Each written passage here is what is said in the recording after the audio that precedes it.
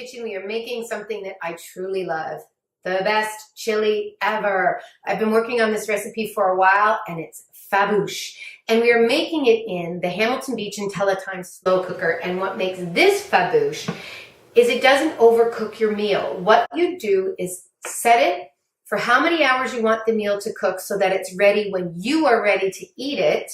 And it adjusts the temperature so that by the end, it's not overcooked and mushy when you go to eat your meal. All right, so let's get started. Here's what you're gonna need.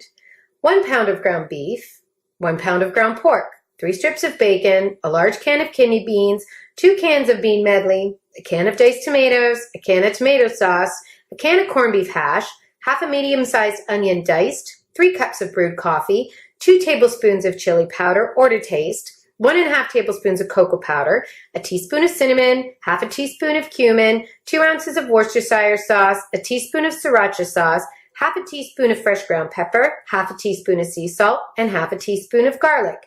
You can add some hot peppers or anything you'd like to taste as well. So you're going to start by getting a really large pan, or I'm using a wok, and you're going to brown all your meat products, including your corned beef hash.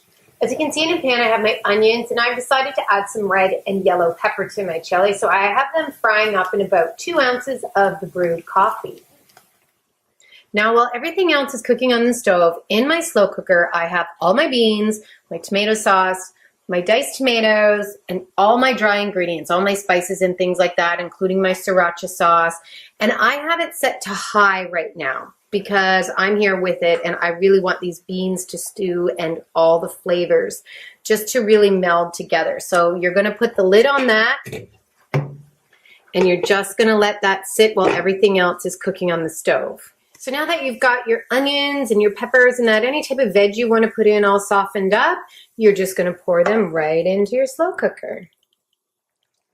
So in my large pan, I have cooked up all my meat, including the corned beef hash. And I've done this just by using the brewed coffee.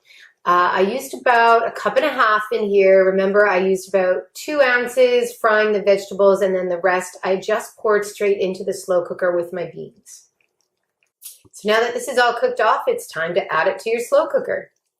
So as you can see here, I have a huge pot of chili going. Yeah, I may have made a little too much. You guys might have to come over and help me eat it. Just make sure somebody brings me a beverage. So all I'm going to do now is put the lid on this. We'll still have it on high so that all my flavors are going to combine together and just create a really great chili. So there you have it, a delicious bowl of homemade chili. So fantastic. Quick, simple. I like it with a dollop of sour cream.